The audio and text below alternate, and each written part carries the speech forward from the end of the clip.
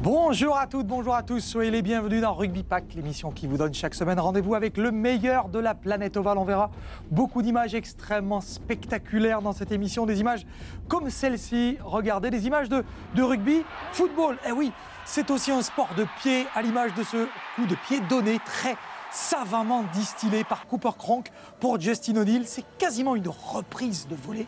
Je vous le disais, on fera le lien aujourd'hui entre le rugby et le football avec cet essai magnifique inscrit par le Storm de Melbourne. Je serai, comme chaque semaine, en compagnie de Louis Bonnery, le pilier de notre pack. Bonjour Louis, comment ça va ? Ça va très bien, Rodolphe, merci. En forme, parce que le State of Origin arrive, la Super League continue, bientôt les playoffs de NRL, vous y êtes ? Il faudra l'être. Bon, il y sera, très bien. Vous allez voir que notre émission est, comme chaque semaine, très bien remplie. Voici tout de suite le sommaire. Au sommaire cette semaine, les Dragons catalans ont retrouvé leur stade de Gilbert Brutus pour une opération rédemption après la gifle reçue face à Huddersfield. Dans cette émission, nous mettrons le cap sur l'hémisphère sud pour la 17e journée de NRL. Allez, comme chaque semaine, on démarre notre émission avec la crème du rugby à 13 européen, c'est la Super League. Les Dragons catalans retrouvaient leur herbe fétiche du stade de Gilbert Brutus avec un double objectif. D'abord, faire oublier le naufrage de Huddersfield, il n'y a pas d'autre mot, et puis museler des Broncos de Londres qui n'ont plus rien à perdre dans cette Super League. Regardez tout de suite ce résumé préparé par Faustine Seigne. La victoire est là, mais sans la manière. Une nouvelle fois, les Dragons n'ont joué qu'une mi-temps. Les Catalans s'imposent 34-28 sur leur pelouse face à des Broncos derniers du classement. Si à un moment donné on veut se mettre la pression pour devenir une équipe de top 4, on ne peut pas se permettre de faire une telle performance aujourd'hui. Il faut vraiment qu'on se remette en question et rapidement. Sous un soleil de plomb, les hommes de Laurent Fressinous entament pourtant la rencontre de la meilleure des façons, par un essai. Scott Duro tape à suivre, Zeb Taïa aplati. Kevin Larroyer en force vient concrétiser la domination catalane en ajoutant 4 points au score. Sur une bonne lancée, les Dragons doivent creuser l'écart. Zeb Taïa perce la défense puis transmet à Escarré pour l'essai du 16-0.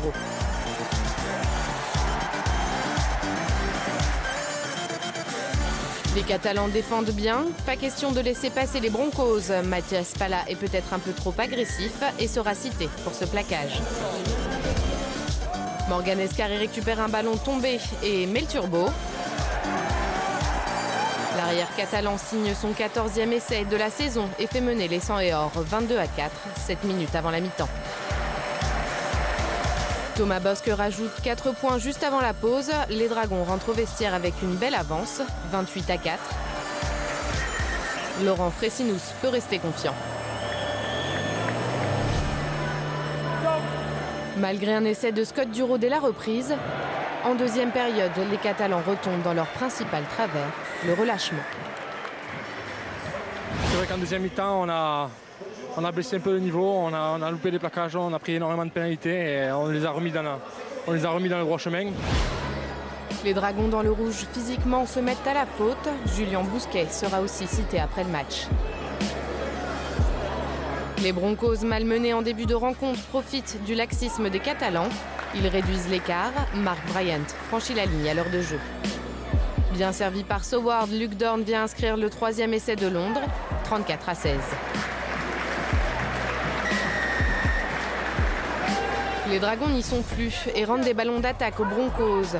Sur cet en avant de Thomas Bosque, Dan Sarginson file à l'essai pour revenir 34-22. Côté discipline, jamais 203. Vincent Duport sera lui aussi cité pour une charge à l'épaule sur Jamie Soward. Dernier ballon perdu et dernier essai des Broncos. Il est signé Dan Sarginson pour son doublé. Les Dragons encaissent 18 points en 20 minutes de jeu. La victoire est là. Les motifs de satisfaction, eux, sont absents. Des réglages s'imposent. C'est dommage parce que, vu la première mi-temps, les efforts qu'on a donnés, tout ça, on était dans le vrai. Il fallait construire ce match pour l'UFC. Et voilà, donc maintenant, il va falloir encore travailler cette semaine parce que le quart de finale s'annonce et ça va être une autre partie de manche. Il faudra corriger ces imperfections avant la réception de Hull FC en quart de finale de Cup pour continuer de rêver de Wembley.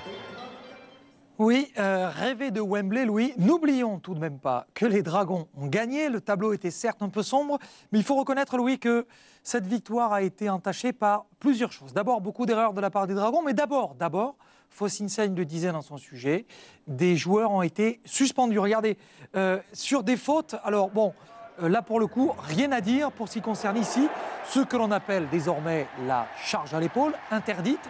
Mathias Pala va prendre un match de suspension. Effectivement, c'est une suspension qui ouvre à nouveau le débat sur l'interprétation des règles de l'arbitrage et qui montre encore une fois que selon l'analyse qu'on peut avoir, on est à la limite du geste correct ou incorrect. Alors ici, ça coûte cher pour Julien Bousquet, le pilier des Dragons, puisque là, il va prendre 3 matchs sur ce plaquage appuyé. Et ici, Vincent Duport, lui, qui avait défendu, récupère le ballon, va marquer. Là, on a pu craindre, Louis, que comme pour Mathias Pala, il ait pu être condamné après avoir été mis sur le rapport. Eh bien, ça n'a pas été le cas. Oui, effectivement, bon, c'est la démonstration que sur un même match, les spectateurs présents, tout comme les téléspectateurs, ont vu 2 actions, dont les 2 ont été sanctionnés à juste titre, sauf que la décision relative des sanctions qui correspondent à ces gestes ne sont pas les mêmes.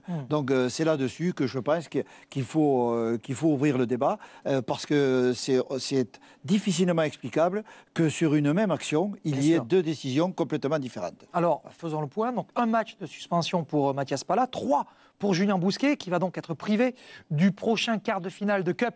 Et ça c'est très très important. Alors, je le disais, il y a beaucoup de choses qui n'ont pas fonctionné face à l'équipe des Broncos. Victoire tout de même des Dragons, rappelons-le, victoire dans la douleur, avec une deuxième mi-temps, Louis, où les Dragons n'ont quasiment pas existé. Mais dans le match, il y a toujours, on le sait, des raisons de s'enthousiasmer, comme de se morfondre. Elliott Whitehead, qui perd ici un ballon sur ce contact.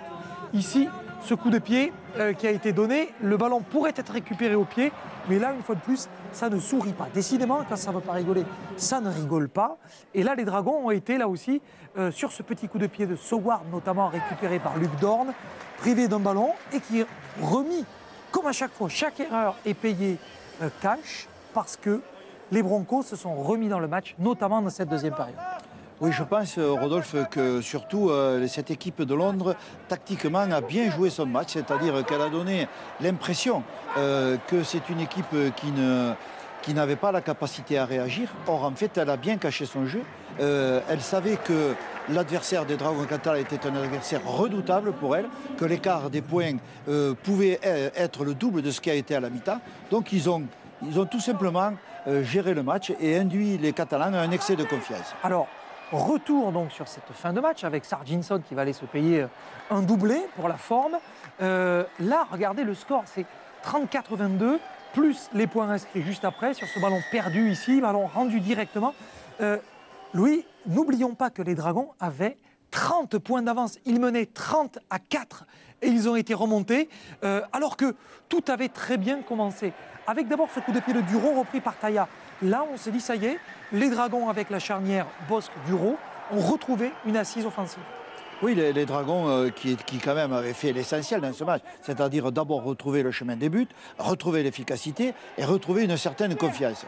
Donc voilà, moi je pense tout simplement que les Dragons ne savent pas encore tactiquement gérer des équipes comme Londres, voire Hull, qui sont venus en donnant l'impression que ces équipes qui masquent bien leur jeu, qui essaient de faire tomber les Dragons dans leur jeu, et ils y réussissent. Donc le jour où les Dragons vont se débarrasser de ça, je crois qu'ils vont retrouver leur jeu et leur efficacité. Vous nous parliez aussi, juste avant qu'on prenne l'antenne, de cette guerre frontale des Dragons lorsqu'ils rencontrent de grosses équipes. Et puis il y a aussi un autre aspect du jeu, c'est celui pratiqué par ces équipes de bas de tableau qui fonctionnent au fond comme des guérilleros et qui harcèlent l'équipe des Dragons, qui font tomber le rythme. C'est peut-être face à ces équipes-là que les Dragons ont le plus de difficultés. Oui, ils ont le plus de difficultés parce qu'en définitive, ça ne correspond pas du tout à leur esprit et à leur forme de jeu. Les Dragons, c'est une équipe qui joue, c'est une équipe de combattants, nous l'avons vu. C'est une équipe qui veut jouer, qui ne joue pas petit bras. Les Dragons n'ont jamais gagné un match petit bras. C'est une équipe qui s'est toujours battue. Donc ce style de jeu, pour l'instant, ne leur convient pas, mais ils vont trouver la solution. Parce que je pense que 2 passes réussies en début de match auraient définitivement ruiné les espoirs de Londres. Donc moi, j'ai toujours confiance à cette équipe de Dragons et à son jeu. Elle ne réussit pas à le poser parce qu'elle a voulu régler ce match trop vite. Oui, alors justement, il y a quand même des choses qui ont fonctionné. Soyons positifs, bien sûr, et notamment Morgan Escarré. Alors ça, c'est pas une surprise, bien sûr, parce que Morgan a encore marqué avec les Dragons. Il a encore fait étalage de sa vitesse et de ses appuis. Ici, vous allez voir que le ballon, après un très très gros travail de Rémi Castille, ici la passe de Duro, hop, on va redoubler. Duro qui lève la tête et qui va voir Zebtaïa. Au soutien, il y a à l'intérieur, hop, ici, Escarré qui perd les appuis mais qui les retrouve pour aller marquer entre les barres. Effectivement, Rodolphe, sur cette séquence de jeu, on ne peut pas considérer que les Dragons catalans ne sont pas capables de produire le jeu. C'est excellent, c'est une phase de jeu magnifique. Là. On va revoir ici, ça c'est la finition, mais bien sûr, ce travail entre Duro, Taïa et Escarré a porté ses fruits, comme quoi les Dragons peuvent le faire. Ici, c'est un tout autre exercice, ballon récupéré. Et tout de suite, on va aller servir Escarré parce qu'on sait qu'il a dans les pattes de quoi marquer un essai de longue distance. Et puis surtout, nous voyons apparaître à l'écran, en même temps qu'il perce, 2 de ses coéquipiers. Ça veut dire que l'ensemble de l'équipe est à l'unisson de Morgan Escarré dans ce secteur offensif. Alors Morgan Escarré, qu'on va revoir ici, dans son exercice favori, lorsqu'il a du champ, Louis, oui. Eh ben, il va aller chercher les poteaux pour aller marquer, encore une fois, Morgan qui marque. Morgan qui est un des meilleurs réalisateurs de cette équipe des Dragons catalans. Regardez, tiens, une petite stat pour étayer le propos. Morgan Escarré, 21 ans, sa première saison de Super League. Alors attention, 14 essais en 14 matchs. Et surtout, c'est le meilleur franchisseur chez les Dragons. Il a gagné 1980 mètres, soit un peu plus de 10 mètres en moyenne par portée de ballon. Ça aussi, c'est bien. On en aura besoin pour la fin de la saison, parce que les Dragons catalans, justement, Louis, c'est là où ça devient un peu compliqué. Ces matchs qui sont rattrapés ric et rac, il ne va plus falloir les perdre. Regardez, d'abord, il y a évidemment un match éliminatoire, c'est le match de Cup face à l'équipe de l'FC le week-end prochain. Et puis ensuite, il y a d'abord le déplacement à Salford. On peut se dire qu'à priori, Louis, ça devrait plutôt rouler pour les Dragons. Ensuite, il y a la réception de St. Helens, peut-être moins facile qu'il n'y paraît. Le déplacement à Bradford. Ensuite, Louis, regardez les 3 derniers matchs. Il y a la réception de Wigan, il y a le déplacement à Leeds et il y a la réception de l'équipe de Warrington. Qu'est-ce que ça vous inspire ? Moi, ça m'inspire d'abord que c'est un parcours d'obstacles avec des obstacles élevés. Je pense que le premier match à ne pas négliger, c'est Salford. Salford, c'est une équipe qui prépare déjà sa saison future, qui est en pleine dynamique. On recrute à tout bras. C'est une équipe qui a gagné des matchs ces derniers temps et avec beaucoup de points. Donc le premier obstacle à passer dans le championnat, ne parlons pas de la coupe, c'est des matchs éliminatoires, donc tous les matchs sont très importants. Donc dans ce championnat, surtout ne pas rater le match de Salford, à mon avis. Après tout le reste ira bien. Ouais, j'espère que le scénario sera celui que vous nous donnez, Louis, parce que ça serait, vous vous rendez compte, victoire contre l'FC, Louis, ça ouvrirait la porte des demi-finales. Et il y a un tirage qui pourrait être très intéressant, celui qui pourrait permettre aux Dragons de retrouver justement cette équipe des London Broncos en demi-finale pour un ticket pour Wembley. Ça, le Sheffield Londres, Louis, on le suivra de près si d'aventure les Dragons se qualifient eux aussi pour les demi-finales. Alors, il y avait samedi 2 spectateurs, pas comme les autres, à Perpignan, les 2 lauréats du jeu concours Beansport qui ont vécu au plus près ce match des Dragons catalans dans des conditions uniques. Ils s'appellent Ghislaino et Max et ils ont été récompensés de leur persévérance avec une journée proprement inoubliable. Guillaume Manigaud les accompagnait pour Beansport. Regardez ce sujet préparé par Jean-Laurent Ducasse.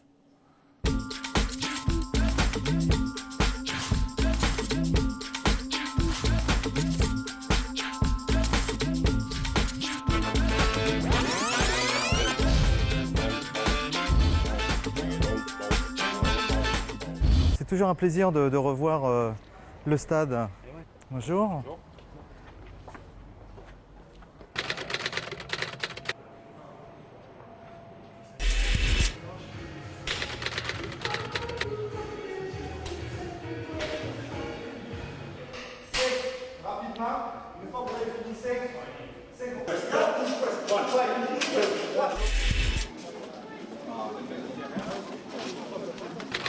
C'est impressionnant quand même, vu de la pelouse, les tribunes.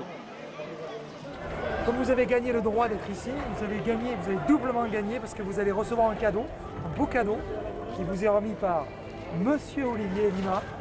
Enchanté Olivier. Monsieur écoute, Olivier c'est Lima, super. le capitaine de l'équipe de France, qui Merci. remet donc le maillot des Dragons catalans. C'est super. Vous avez été de beaux vainqueurs. Je vais le mettre tout de suite. Hein. Oh bah écoute. Le réalisateur ici aujourd'hui, c'est notre ami Pierre Patrolin. Enchanté. Installez-vous. Donc ça, c'est le terrain, donc c'est l'incrustation qui est faite.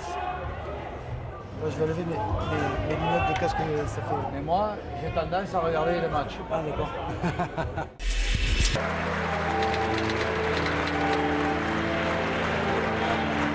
Allez les gars!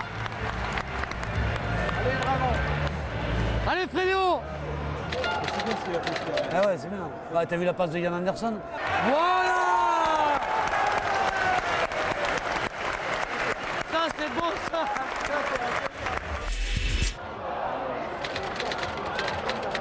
Ah, il a fait un en avant là. Ah là, c'est terrible. Là, la deuxième mi-temps, c'est quand même incroyable hein, parce que là, il remonte 34-18, ouais.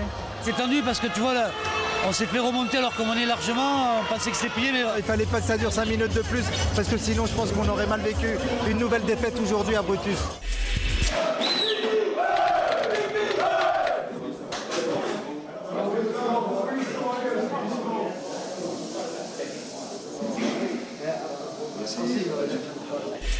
Dans tout ce qu'on a pu voir, on en a pris plein les yeux. Ça a été une journée formidable. On a découvert les coulisses d'un match de rugby à 13. Super journée, je remercie Beansport pour ce qu'elle fait et pour le rugby à 13 et que ça continue.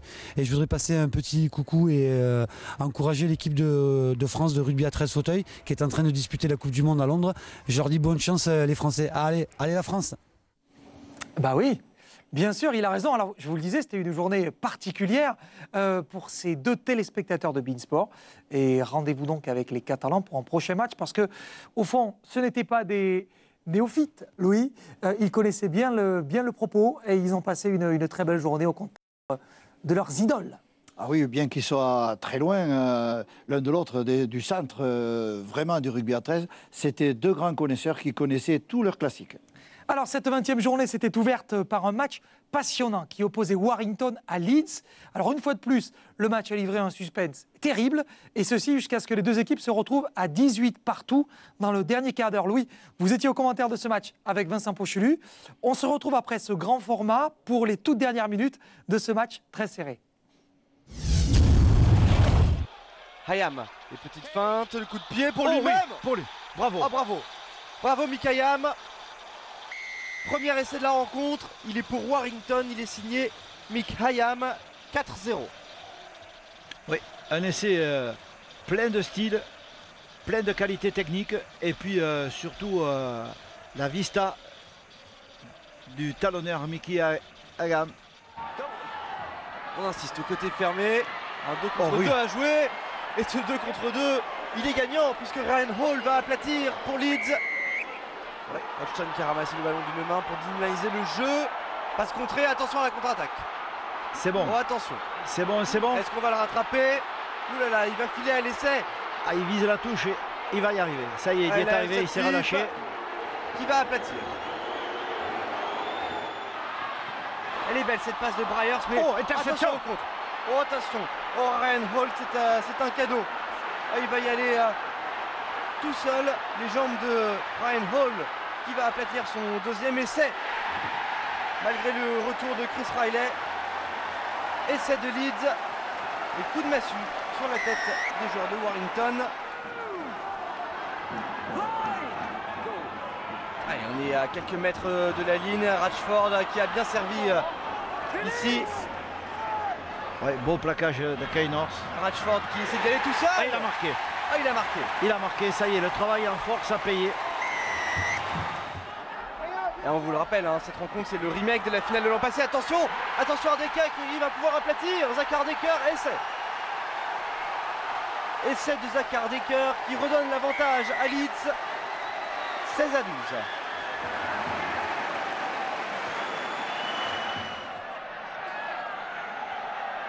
Complètement arrêté ici.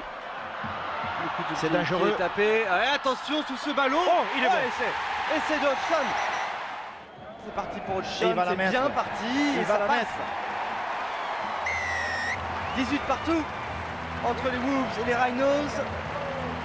Grâce à cette transformation, sa troisième de la soirée signée Brett Hodgson. Nous voici donc à 18-18. Alors, si on fait les comptes, 4 essais à 3, Louis, la différence s'est faite entre ces deux formations par un manque d'adresse au pied de Zach Hardaker pour les Rhinos. En revanche, il y a un garçon persévérant sur la pelouse dans une fin de match très serrée, c'est Lee Briers, qu'on voit ici tenter pour la première fois un drop. Mais comme Briers, c'est un garçon, je le disais, persévérant, rebelote, 3 minutes de la fin, il tape le drop, et là, ça ne passe toujours pas. Oui, il a de la suite dans les idées et il est persévérant. Vous avez raison, Rodolphe. On revoit ici ce drop là, ça passe pas. Sauf qu'il est en train de se battre contre quelque chose qu'on ne perçoit pas. C'est le chronomètre qui, lui, n'arrête pas de tourner. Exactement. Et là, regardez, en haut à gauche, il reste 1 minute, c'est ça, 1 minute avant la fin du match. Et là, Lee Briers qui va taper le drop, qui va donner la victoire aux Wolves de Warrington.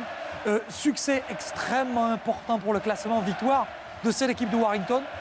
Il a fallu 3 coups de pied à Lee Briers pour arriver à trouver la cible. Voilà ce qu'est un match winner. Lee Briers, le demi d'ouverture de l'équipe des Wolves de Warrington. Alors une image de Wigan dans cette Super League, puisqu'on parle des leaders, celle de Wigan qui en fin de match, là aussi, est allé coiffer son adversaire au poteau avec ce très bon travail au milieu du terrain. Vous allez voir arriver au soutien Chris Tesson qui va aller aplatir l'essai de la gagne face à l'équipe du LFC, prochain adversaire des Dragons en Coupe d'Angleterre. Récapitulons les résultats et le classement à l'issue de cette 20e journée. Regardez, Bradford battu par Wigan, London Broncos qui se sont inclinés chez les Catalans, victoire de Huddersfield, St Helens est allé battre Castleford, Wakefield a battu l'équipe de Widnes et on l'a vu d'un souffle, Warrington a battu l'équipe de Leeds. Wigan devant Huddersfield, Warrington qui reste au contact et qui a donc détaché l'équipe de Leeds, les Dragons 5e, Hull KR 6, St Helens 7. Et dans la deuxième partie du classement LFC Wakefield, Bradford, Widnes, Castleford et les London Broncos. Allez, il est temps pour nous de mettre le cap sur l'hémisphère sud, direction l'autre côté du monde.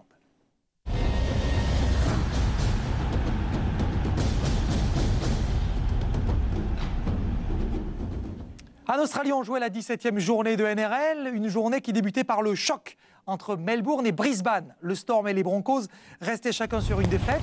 Alors à l'Ami Park de Melbourne, Louis, on n'a pas fait vraiment ami-ami. Ça a été plutôt rude d'entrée de jeu avec ce premier essai marqué par l'équipe du Storm, avec cet essai inscrit par Jesse Bromwich, mis sur orbite par Cameron Smith, le capitaine.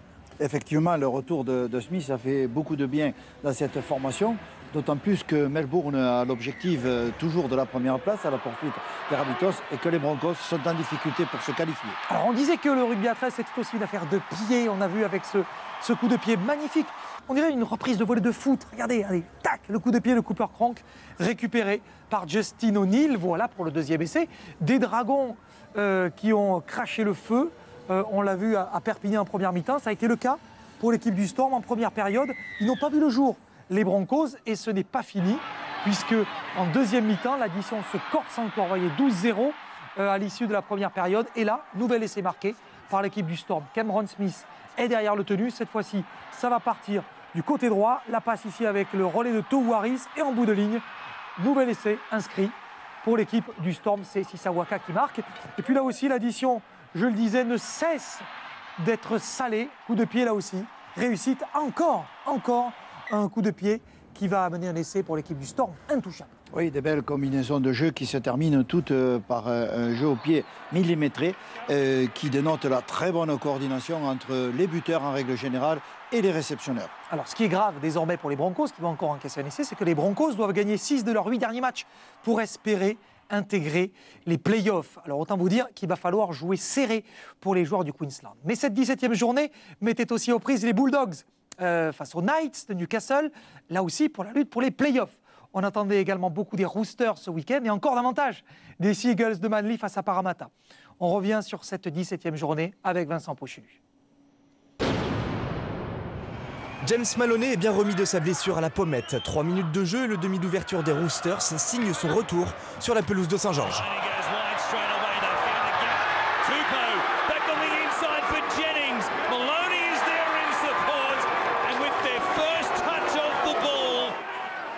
Passeur sur ce premier essai, Michael Jennings inscrit le 3e essai des Roosters après ce ballon perdu par les Dragons.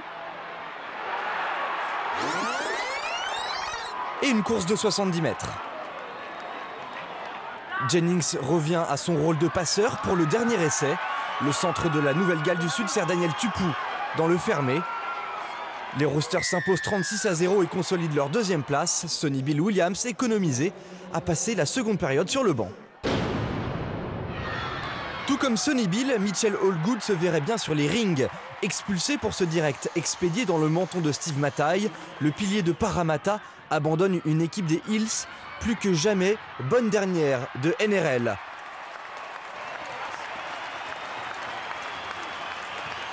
Passe au cordeau, puis jeu au pied par-dessus, Dali Cherry Evans, demi de mêlée des Sea Eagles, a survolé la rencontre.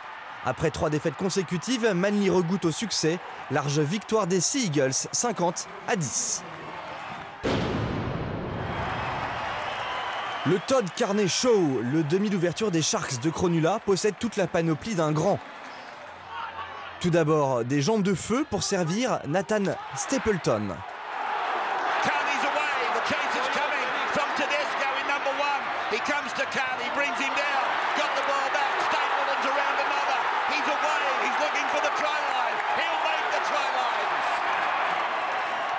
Ensuite, un pied en or. Cette 40-20 magnifique qui sera suivie d'un essai enfonce les West Tigers.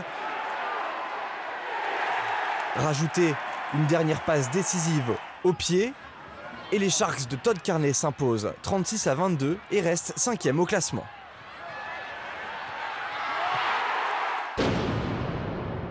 Les Bulldogs peuvent regretter leur début de rencontre. Ben Barba a l'occasion d'aller derrière la ligne une première fois à gauche, raté.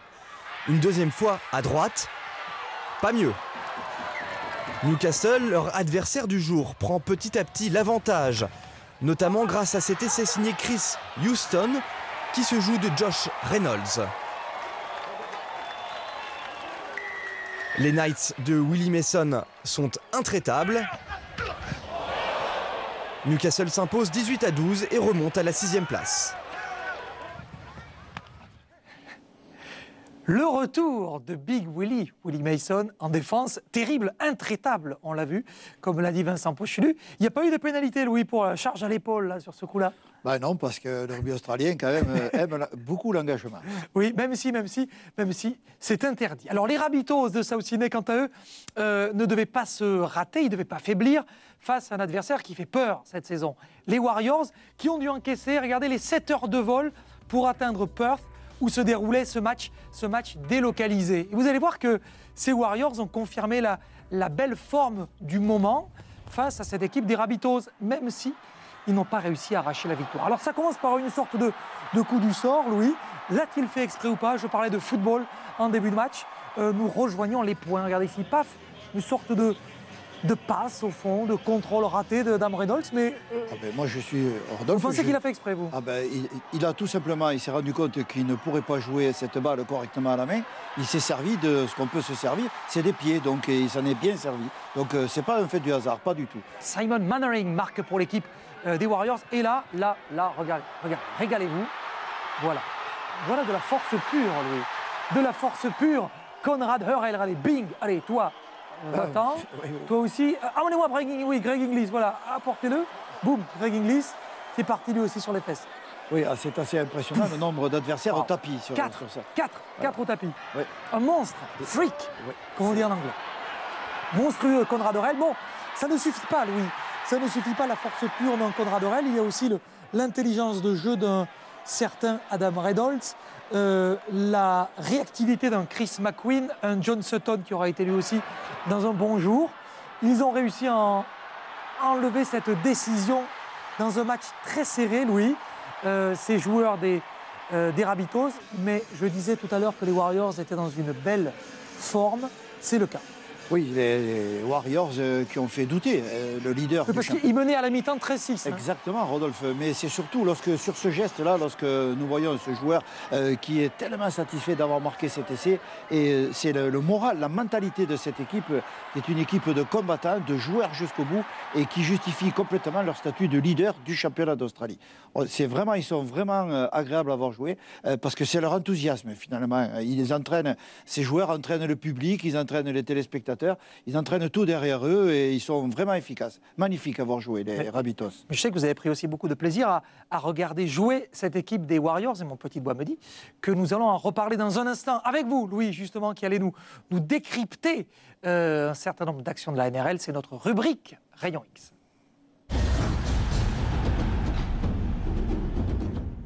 Louis, vous allez donc nous parler non pas du vainqueur du match entre l'équipe des Rabbitohs et l'équipe des Warriors, mais d'une action qui vous a bien plu, justement, chez les Néo-Zélandais. Oui, j'ai retenu une action qui, à un moment donné, a créé la plus grosse des incertitudes sur ce match, puisque c'était, a priori, les Rabbitohs paraissaient intouchables. Par contre, on savait très bien que les Warriors revenaient en grande forme.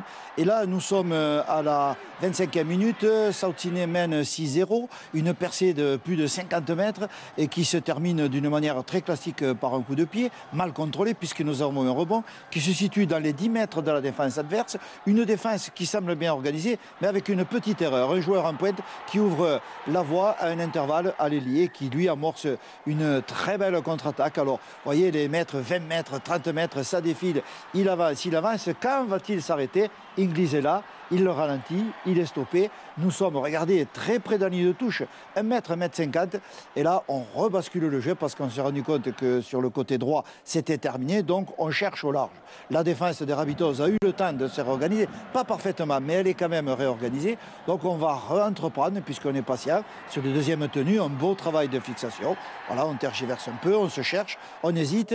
On se rend bien compte qu'il faut recentrer ce jeu. Donc, l'Eloy revient. Fait concéder un nouveau tenu qui permet à son équipe de se réorganiser. Et là, on a l'impression qu'on va partir. Non, on repart sur un schéma de jeu très classique. 2 joueurs faux signaux, un regard vers 2 joueurs en soutien. Mais par contre, c'est la petite passe courte sur Manering qui est mis dans l'intervalle. La route des buts est ouverte, il n'y a plus personne. Les Rabbitohs sont battus. Nous sommes sur le score de 6-6 à la demi-heure de jeu. Après, nous aurons le fameux essai tout à l'heure de l'ailier qui fait que les Warriors mèneront 12-6 à la mi-temps, ce qui est une très belle performance. On a pensé que l'impossible leader pouvait tomber. Bon, après les Rabbitohs en deuxième mi-temps sont revenus, mais c'est un essai magnifique qui montre les capacités de ces Warriors. Écoutez, merci Louis, merci parce que une fois de plus avec vous, alors je ne sais pas vous dans votre écran, mais pour ce qui me concerne, moi j'ai tout compris, encore une fois. Merci Louis, merci pour votre analyse, toujours très, très fine et bravo aussi à Dorian qui fait ses palettes chaque semaine avec vous pour nous permettre de mieux comprendre les subtilités de notre jeu. Tout de suite, ce sont les dernières news de la NRL.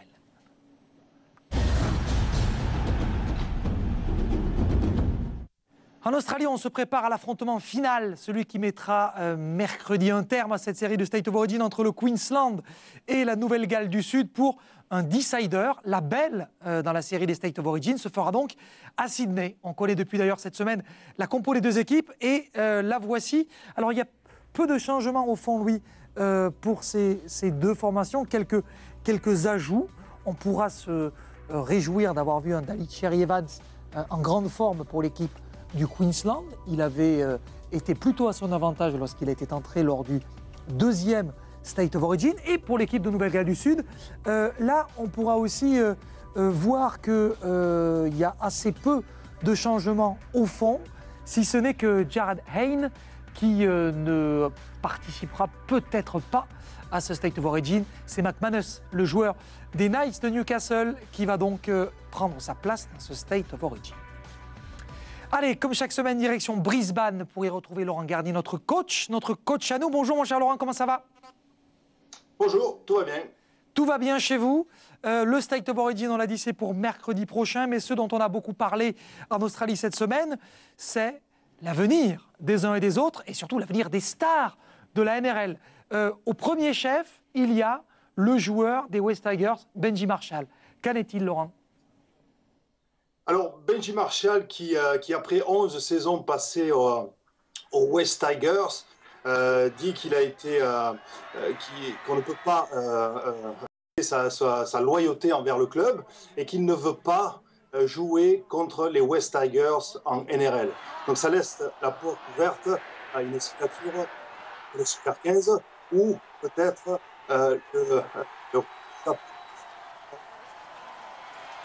Oui, on pourrait peut-être envisager d'ailleurs de voir un de ces jours Benji Marshall arriver dans un championnat européen et pourquoi pas peut-être aussi dans le top 14. Alors il y a un autre joueur dont on s'interroge aussi sur la suite de sa carrière, c'est Sonny Bill Williams. Restera-t-il dans le rugby à 13? Repartira-t-il vers le rugby à 15? Va-t-il engager une carrière dans la boxe? La réponse, au fond, il n'y a que lui qui l'a. Oui, c'est sûr.